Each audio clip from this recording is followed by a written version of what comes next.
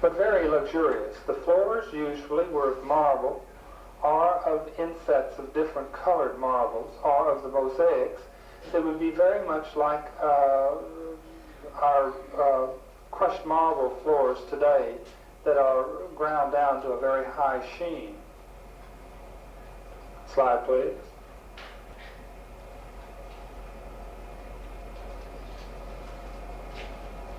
Slide, please.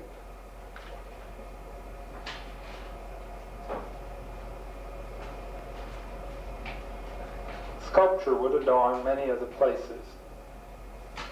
Slide, please. Probably one of the most important buildings in the rivaling the Parthenon, but really one of the most important buildings in the history of art, or of our world, is this building, the Pantheon. And it was built the 1st century AD, and it is Roman. Here we have sort of a peculiar Greek facade attached to typical Roman engineering superiority. It is a tremendous round structure with thick walls supporting, of all things, a dome. To think that in the 1st century that the massiveness of the Pantheon, which has a diameter of 148 feet and a height of something like an 8-story building, could have been constructed without caving in and still is standing today. Now the general area of the street, the level of the ground has changed considerably, but it was sort of an imposing structure with a whole raft of steps going up to the facade, and then as you enter the building, slide please, you can see that the major portion of this rests on the thickness of the wall, which is something like 28 feet thick.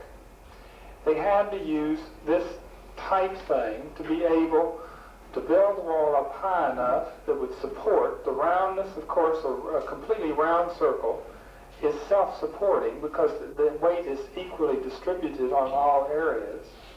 And then within this heavy brick wall, they carved out sort of little niches that really sort of gives a squared off appearance of columns being placed around in a square, but actually it's built on a round drum as it comes up. It isn't until later in the Sala Sophia in Constantinople, 5th century, that they actually used all the weight resting on 4 corners.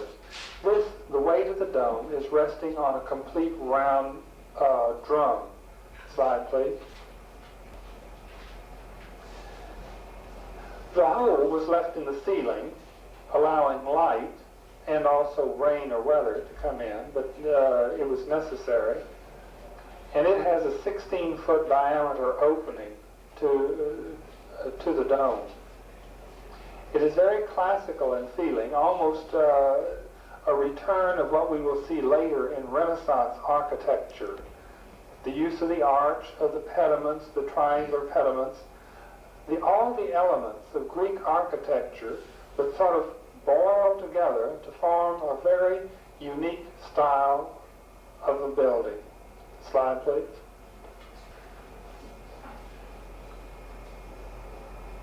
The interior of the Pantheon. Most of the little niches held the altars. Slide, please. And then one of the great men of the Roman Empire was Hadrian. And one of the most beautiful pieces of architecture is a country resort, or Hadrian's villa, that he sort of retired to or retreated to every once in a while for the quiet of the country. And it is a massive thing with beautiful gardens and these arches, sculpture. It was used as a gathering or a social place too. Slide, please. But it is sort of unique in its architectural advancements. Slide, please. And this, much the same, is on the Pantheon principle, where you have the rounded dome, which allows for a very great space in between. If you can imagine in the earlier Greek temples, when you have the post and lintel system, you can just get so much of a beam crossing a space, and then you have to have another column to hold up the space in between.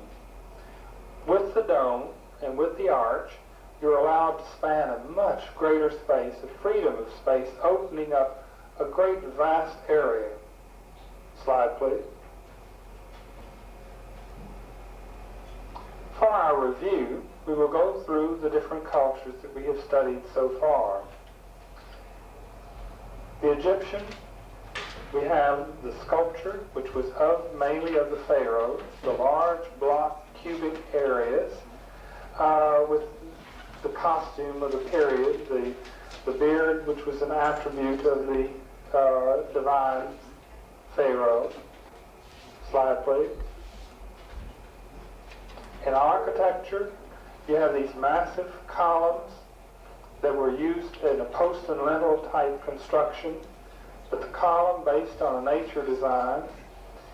In the temples, you have some carvings within the facades or the flat surfaces, and then the pyramid shape of the tombs. Slide, please. In the wall paintings, they're decorative figures that express sort of the idea of the person in very flat planes, covering a flat area, but usually anecdotal in its storytelling. Slide, please. The Mesopotamian culture included three different areas: the Sumerians, the Babylonians, and the Assyrians. There's very little architecture is left of their culture, but we have many of the pieces of sculpture that show sort of a vital, virile type society with lots of repeated decoration. Slide, please. And sort of the massive use of these animals that we find not only in clay tile decoration, but column supports, of where you have, again, sort of a stylization of the animal, and usually a combination of sort of several animals that makes it almost into a grotesque or a new type of animal. Slide, please.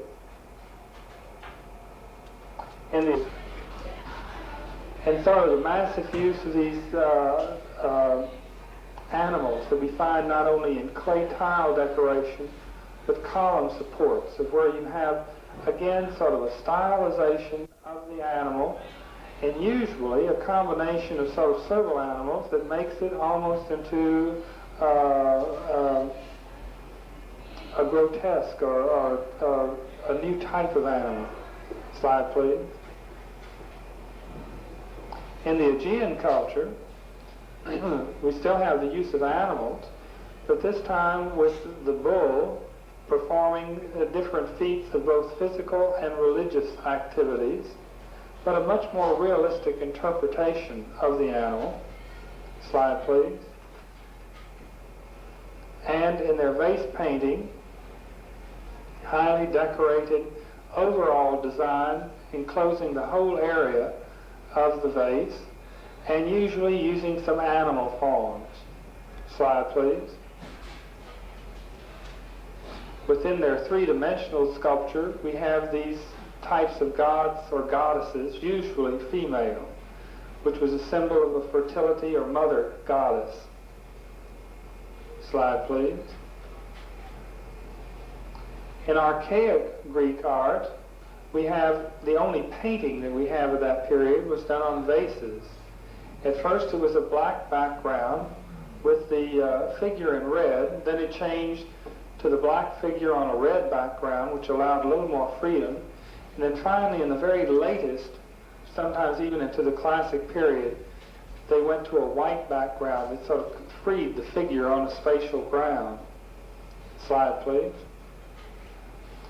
The statuary, or the three-dimensional statuary of the period, was very columnar in structure. The figures were stylized, the drapery was stylized, the hairdo was stylized. It's sort of a repeated pattern, but the figure was very erect, very stiff, symmetrical, both sides being much the same. You don't find a weight of the body thrown in any direction. You find it just immediately straight down the core of the figure. Slide, please. In Greek architecture, we have the beauty, the symmetry, the perfection of proportion and of design. Slide, please. In classic Greek sculpture, we find the body completely at ease and in movement, more ideal proportions used in the human figure. Slide, please. The Etruscans, or we might call them archaic Romans, were a very lively bunch of people.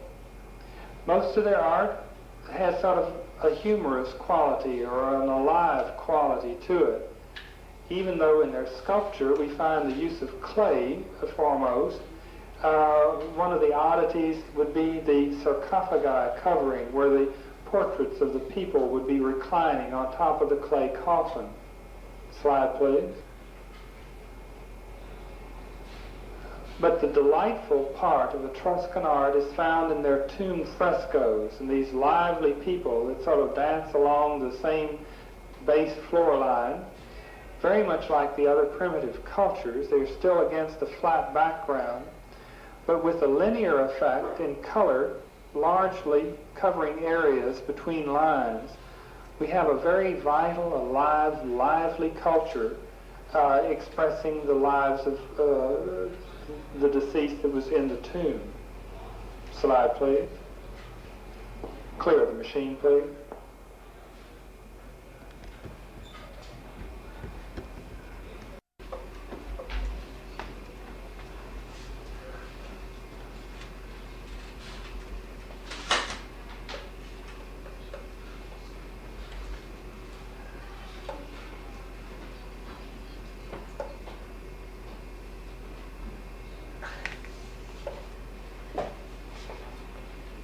I have your attention, please.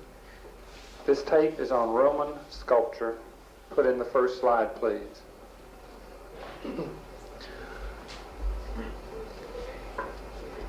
In looking at a map such as this of the spread of the Roman Empire, of how it covered the continents of Europe into Spain, and especially that over to the eastern edge of the Mediterranean Sea, the combination of the Eastern and the Western cultures blending together, we really don't realize very often of how much influence the Roman civilization has had on our society today. In our type of art, we think of the origins as beginning with the Aegeans and the Greeks.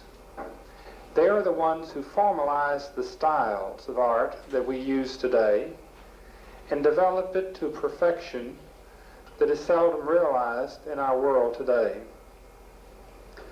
But it is through the Romans, and especially their preservations through copies of the Greek work, through the Romans and their interpretation of Greek architecture, through the Romans and their interpretation and style of government that our own is based upon, that we come all of a sudden to know that our heritage really belongs with the Roman society. As I have stated before, where the Greeks formalized these ideas, it was the Romans that put them into a practical use. The Romans themselves were not very aesthetically inclined. They adopted a neighboring culture, eclectic we call it, E-C-L-E-C-T-I-C, borrowing from others and reinterpreting them into their own uses. But the Romans were a canny lot, very practical, the realists of the antiquity cultures, we might call them. The practicality came in their buildings, and the introduction of the arch principle to span greater spaces and covering greater spaces. And in their interpretation of the Greek ideal form, they gave it a realism that would have been absolutely foreign to the Greeks, and yet in this way developed their own art form of basic portraiture. Slide, please.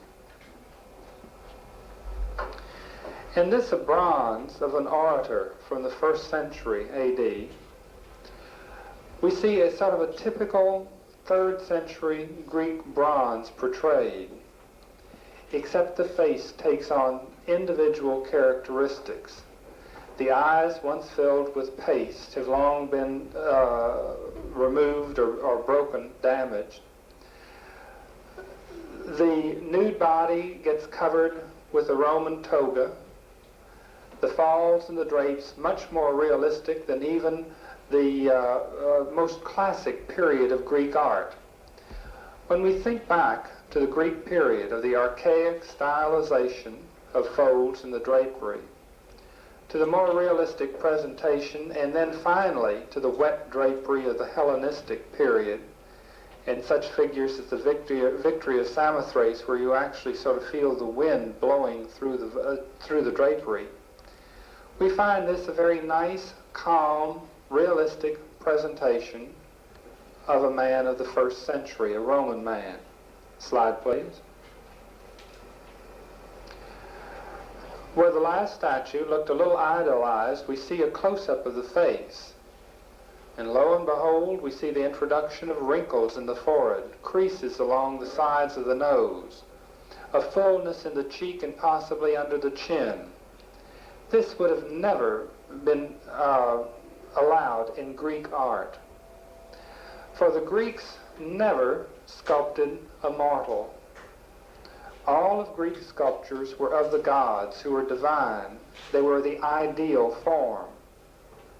The only time a mortal would be presented in Greek art were athletes who, at the moment of the commemorative statue, had reached a state of immortality, had reached the height of the gods through whatever athletic feat he had accomplished. So we have in the architecture, we have the Romans introducing brick construction and the arch principle, and possibly the only true form of art that the Romans introduced themselves would be portraiture. Now we will see a lot of these, and these were very striking examples of the Roman gentry of the 1st and 2nd centuries A.D., and very non-flattering sometimes, but always the Roman artist had that realistic streak that was just predominant in most of his art. Slide, please. The Roman leaders, or the emperors, certainly were divine-like, except they remained human. Every once in a while, the Roman sculptor would return to a classic ideal, and even to the point that a few of the Roman emperors or leaders might be presented in the nude, as one of the classic gods would have been. And yet it is sort of peculiar looking, because it is no longer a god. It just looks like a naked man. And it gives this sort of peculiar realistic sense to the figure when they were trying to imitate the idealistic proportions of the Greek classic sculpture. Certainly this one is based on Greek classic sculpture, but it is in no way Greek. Look at the face. It is an individual, a man, an aging man. The torso or the body is well developed and then covered with the drapery of the toga, slightly dropped so that the body would be exposed. In the early part of the Roman sculpture, it was constantly a referral to Greek forms, but always with the overtones of realism. Slide, please. The greats of the Roman Empire were constantly portrayed. Slide, please. And this one of Caesar, a close-up of the last slide. We almost get a pensive look. The Roman artists were very perceptive in achieving the human quality, and yet, even wrapped in the mantle of the period, the togas, we find sort of a classical feeling about it, a monumental feeling to the person. Slide, please.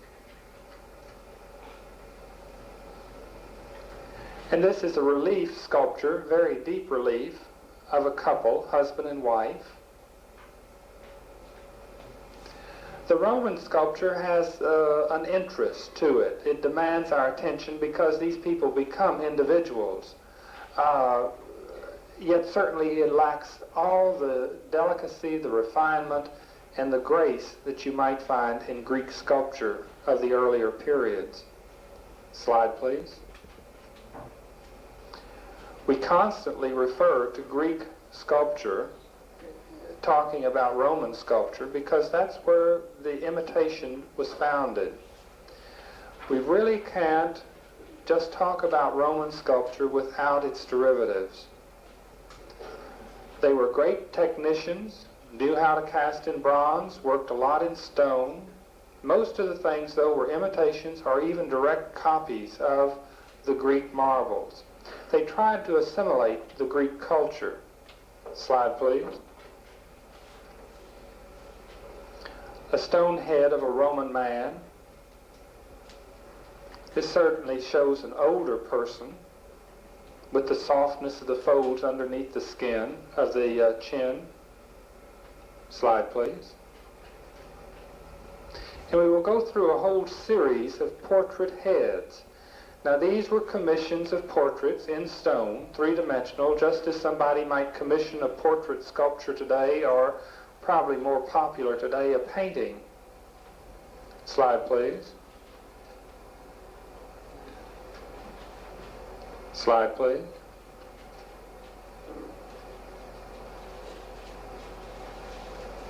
Slide, please.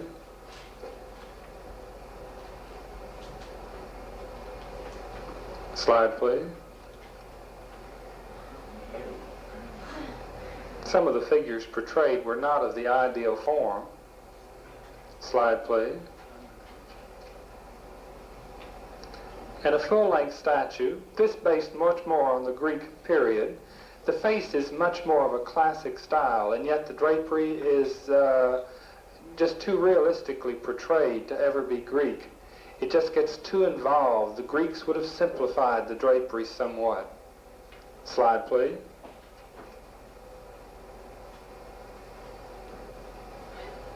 But these are marvelous character studies. In sculpture, you have to show the three-dimensional planes and forms, whereas Greek sculpture was painted in very bright colors. Roman sculpture was never painted. It was left the color of the stone. So as a result, unless the eyes are indicated with a negative space for the pupil, they seem to have this blind look to them, because the change in the color of the iris to the pupil does not change a plane. It is a flat surface on the eyeball. Slide, please. Can't imagine how this lady would have ever considered having a portrait done. Even today, portraits slightly flatter the person. This certainly in no way would flatter this lady. Slide, please.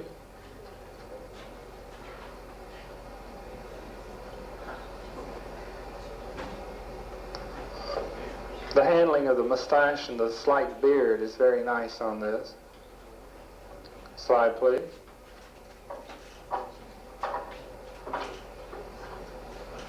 Slide, please.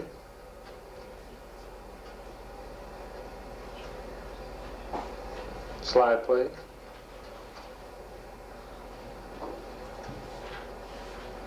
See how important the detailing and the facial features were to the Roman sculpture? The accentuation of lines that actually, when you flatter a person, these things are left out. They're smoothed over. Less attention is paid to them. Slide, please. Rome was very wealthy at this period of time, so that is why you have a great quantity of these portrait sculptures. Slide, please. And back to a classical vein, possibly a copy of a Greek statue. In this, the variations are sort of subtle, except that the figures, even though they present a classical face and figure, the proportions of the body are not as slender or as graceful as the Greeks would have done. Slide, please.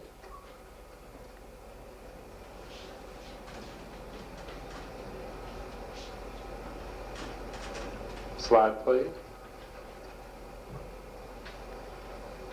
This is a nice, quiet portrait of a wife. There's a companion piece with her husband, both carved approximately life-size. Slide, please. But it has a very nice, restful repose to it. Slide, please. This was a very fashionable lady of the period. The hairdo, of course, accentuated, was probably one of the very latest styles of the period. Slide, please.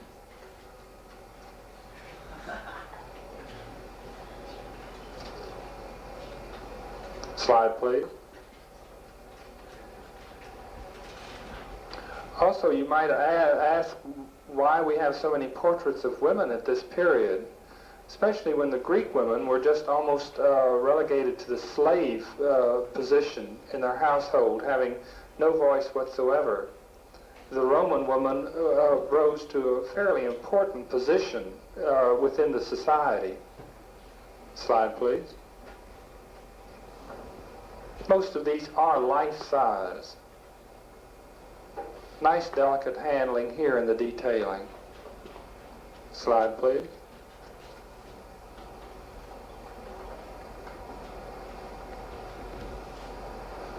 Looks like he could be around here just today. Slide, please.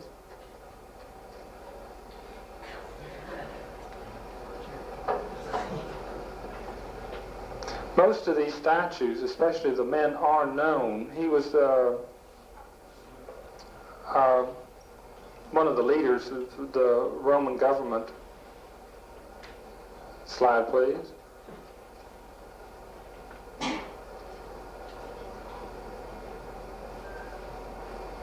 Slide, please.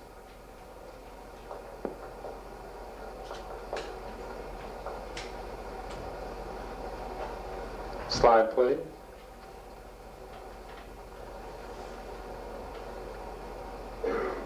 But every little individual difference in the structure of the head, like the receding lower jaw here, or the set-in of the teeth, but the shape of the nose, the brow, everything was carefully recorded by the Roman portrait sculptor. Slide, please.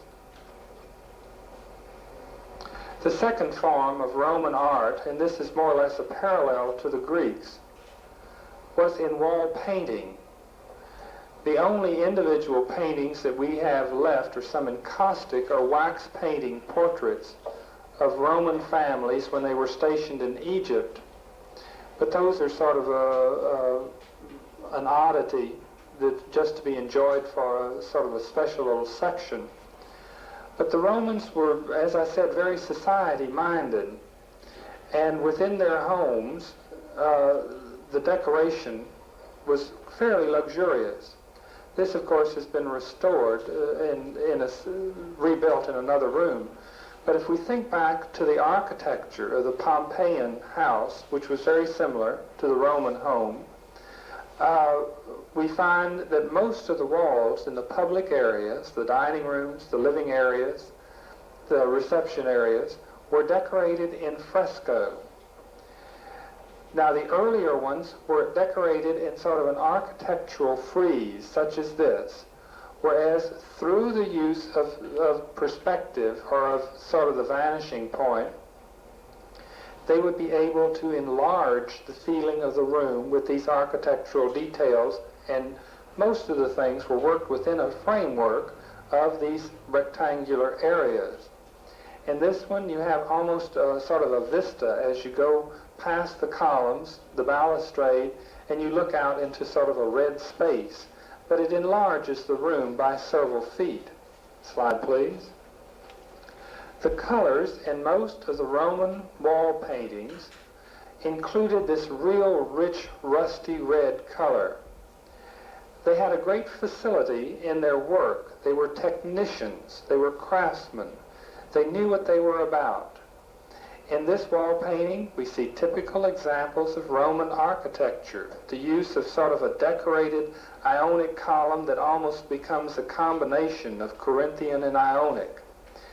Also, another little thing that we see in here is the representation of nature objects, little garden areas, little pieces of fruit or still life things that with great restraint and delicacy, the Roman artist portrayed sort of scenes of objects that they would find about them in their everyday life.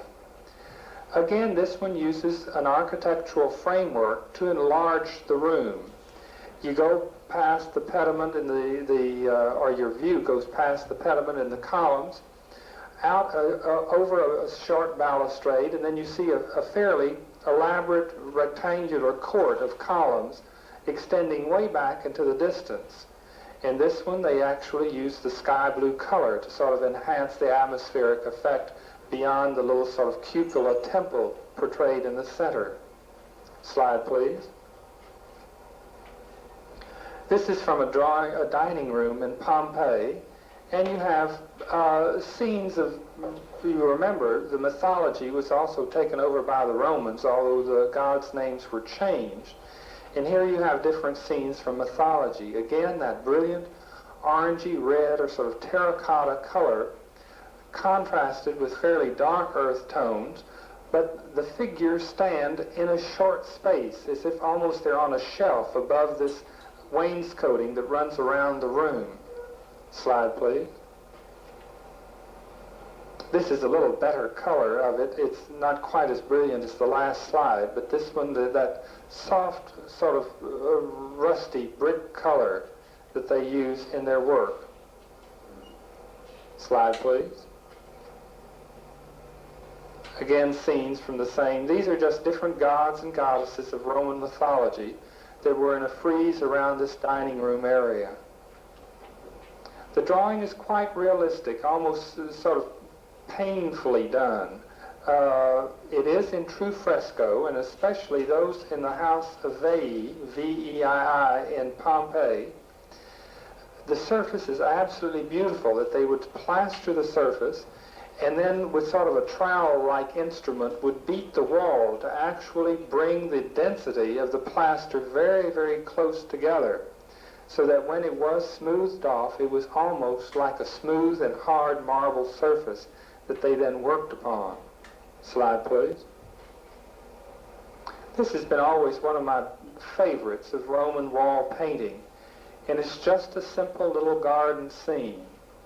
Now, with the addition of the little white balustrade or fencing that goes around the pine tree or the young pine tree, you do have a feeling of an extension of the room, that it pushes the space back.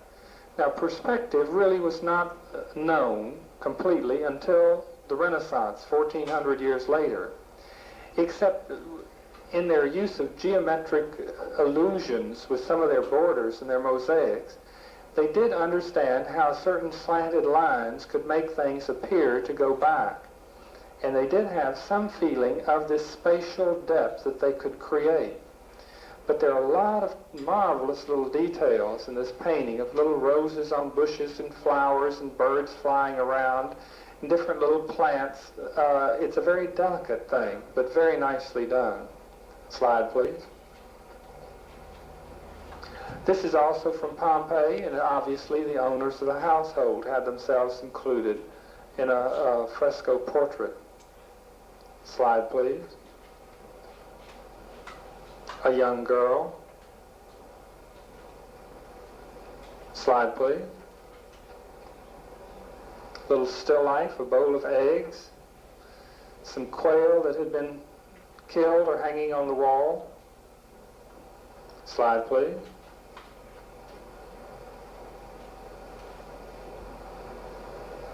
This is all part of the same frieze. Slide, please.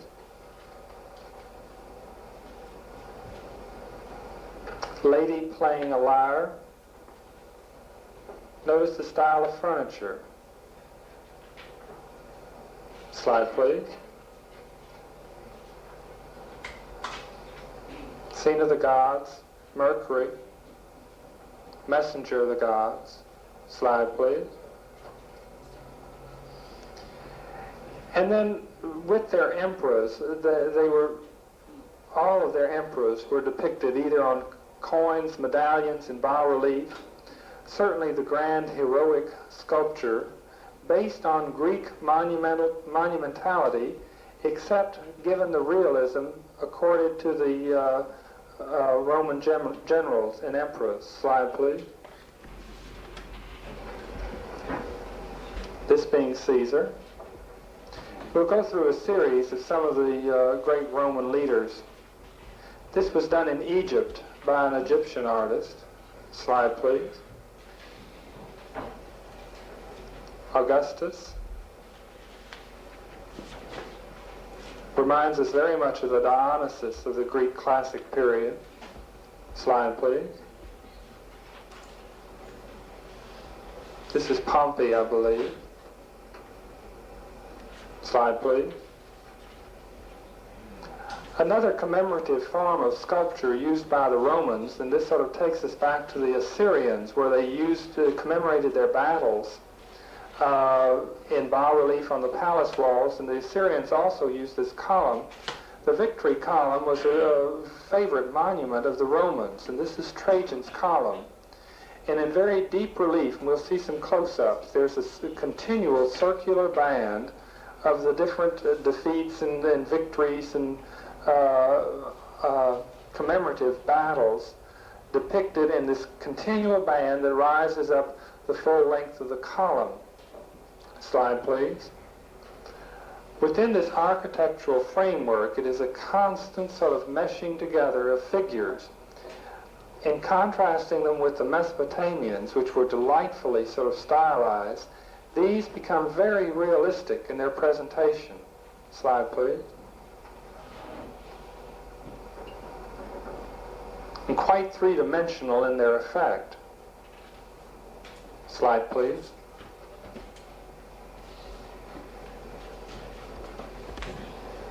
Slide, please.